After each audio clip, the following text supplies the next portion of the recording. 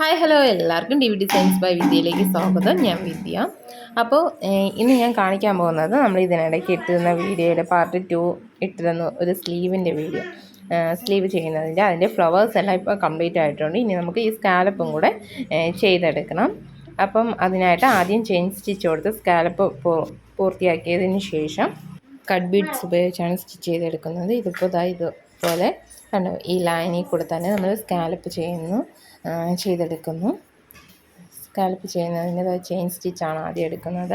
നമ്മുടെ കുളങ്ങൾ ചെറിയ ത്രെഡ് ഉപയോഗിച്ചാണ് ചെയ്യുന്നത്.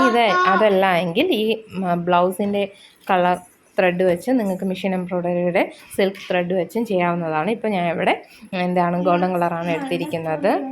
നമ്മളിവിടെ ചെയിൻ സ്റ്റിച്ച് കൊടുക്കുമ്പോൾ ശ്രദ്ധിക്കേണ്ട കാര്യം എന്ന് പറഞ്ഞാൽ ഏറ്റവും മാക്സിമം നിങ്ങളെക്കൊണ്ട് എത്രത്തോളം കുഞ്ഞായിട്ട് ചെയിൻ സ്റ്റിച്ച് എടുക്കാൻ പറ്റും അത്രത്തോളം കുഞ്ഞായിട്ട് എടുക്കുന്നതാണ് എന്തുകൊണ്ടും നല്ലത്.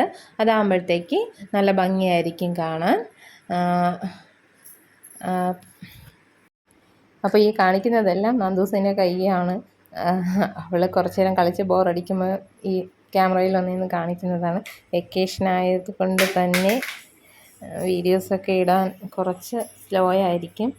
അപ്പോൾ ഇതുപോലെ തന്നെ ചെയിൻ സ്റ്റിച്ച് എല്ലാം നമ്മൾ കംപ്ലീറ്റ് ആയിട്ട് ചെയ്തെടുത്തിട്ടുണ്ട്.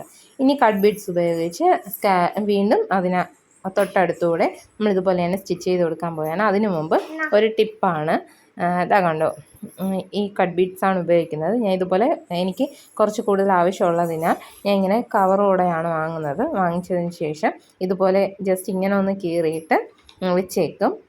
എന്തിനെന്ന് വെച്ചാൽ അതാ കണ്ടോ, ഇതുപോലത്തെ നീഡിൽ വാങ്ങാൻ കിട്ടും. 15 രൂപ എന്തേ ഉള്ളൂ. അതാകുമ്പോഴത്തേക്ക് നമ്മൾ മറ്റേതാണെങ്കിൽ ഓരോന്ന് വീതം ഒന്നേ കട്ട് ബീഡ്സ് എടുത്ത് സ്റ്റിച്ച് ചെയ്തിരിക്കണം. മറ്റേ നമ്മുടെ ടുലിപ്പിൻ്റെ നീഡിലിൽ ഇത്രയും ക്വാണ്ടിറ്റിയിൽ കട്ട് ബീഡ്സ് ഒന്നും കോർക്കാൻ നമുക്ക് സാധിക്കില്ല. ടിപ്പ് എന്താണെന്ന് വെച്ചാൽ ഇതാ കണ്ടോ, ഇതുപോലത്തെ 2-3 നീഡിൽ നമുക്ക് ഉണ്ടെങ്കിൽ ഇതുപോലെ നമ്മളിങ്ങനെയാണ് കേട്ടോ നീഡിലെടുക്കുന്നത്. നമ്മൾ ഓരോന്ന് കുത്തിയല്ല എടുക്കുന്നത്, ഇങ്ങനെ ആക്കും. ഇതാ കണ്ടോ, ഇതുപോലെ ജസ്റ്റ് ഒന്ന് ഇങ്ങനെ ആക്കി എടുക്കുമ്പോഴത്തേക്ക് അതിൽ അതായത് ബീഡ്സ് കയറും. കണ്ടോ ഇതുപോലെ കയറി. നമുക്ക് ഇത്രയും നിറയെ ആവശ്യമില്ല എങ്കിൽ നമുക്ക് ത്രെഡ് അടിയിൽ നിന്ന് എടുക്കാൻ സാധിക്കില്ല. അപ്പം നമുക്ക് 2 ബീഡ്സ് എടുത്ത് മാറ്റിയതിന് ശേഷം ഇതുപോലെ തന്നെ ബാക്കിയെല്ലാം നമുക്കിതുപോലെ ചെയ്തെടുക്കാം. എല്ലാ നീഡിലും ഇതുപോലെ തന്നെ ചെയ്തെടുക്കാം. ആദ്യം 2-3 പ്രാവശ്യം നിങ്ങൾക്ക് ചെയ്ത് നോക്കുമ്പോൾ പറ്റിയില്ല എന്ന് വിചാരിച്ച് വിഷമിക്കേണ്ട. നമുക്ക് തുടർന്നുള്ള നമുക്ക് ചെയ്ത് വരുമ്പോഴത്തേക്ക് അത് ശരിയായിക്കോളും. ഇതുപോലെ നമുക്ക് കോർത്തെടുക്കാം. ഇതുപോലെ ചെയ്തെടുക്കുമ്പോഴത്തേക്ക് നമുക്ക് അതായത് കുറച്ച് സ്റ്റിച്ച് ചെയ്തിട്ട് അടുത്ത് വീണ്ടും അതായത് ബീഡ്സ് കോർക്കാൻ വേണ്ടിയിട്ട് ഇരിക്കേണ്ട. ഇതിൻ്റെ കണ്ടിന്യൂസ് ആയിട്ട് മറ്റേ നീഡിൽ അവിടെ വെച്ചിട്ട് ഈ നീഡിൽ അടുത്ത് വെച്ച് നമ്മൾ സ്റ്റിച്ച് ചെയ്ത് വരുന്നു. അപ്പോൾ കുറച്ചുകൂടി നമുക്ക് നല്ല എളുപ്പമായിരിക്കും. കണ്ടോ, ഇതിപ്പോൾ ഞാൻ 4 നീഡിലും ഇതുപോലെ കോർത്തെടുത്തിട്ടുണ്ട്. ഇനി നമ്മൾ ഒരറ്റത്തു നിന്ന് സ്റ്റിച്ച് ചെയ്ത് തുടങ്ങുന്നു.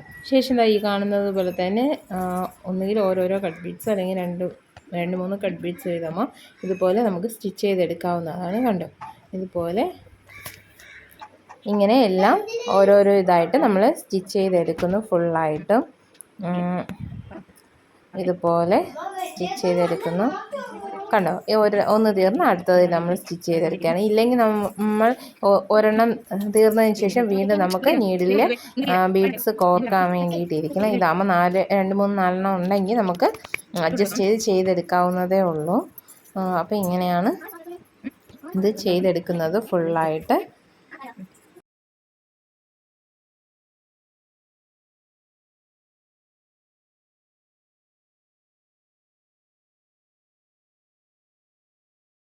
അപ്പോൾ വേണ്ട നമ്മൾ സ്കാലപ്പ് ചെയ്തെടുത്തു. ഇനി നമുക്കിത് സ്കാലപ്പ് കറക്റ്റായിട്ട് ആയി കിട്ടണമെങ്കിൽ എന്ത് ചെയ്യണം, ഇത് കട്ട് ചെയ്തെടുക്കാൻ 2-3 മെത്തേഡുണ്ട്.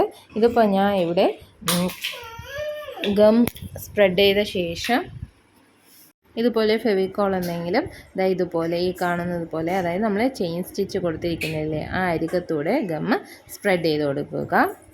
ശേഷം അത് നന്നായിട്ട് ഡ്രൈ ആക്കണം. നന്നായിട്ട് ഉണങ്ങാൻ വെച്ച് നല്ല ഉണങ്ങിയതിന് ശേഷം നമുക്ക് കട്ട് ചെയ്തെടുക്കാവുന്നതാണ്.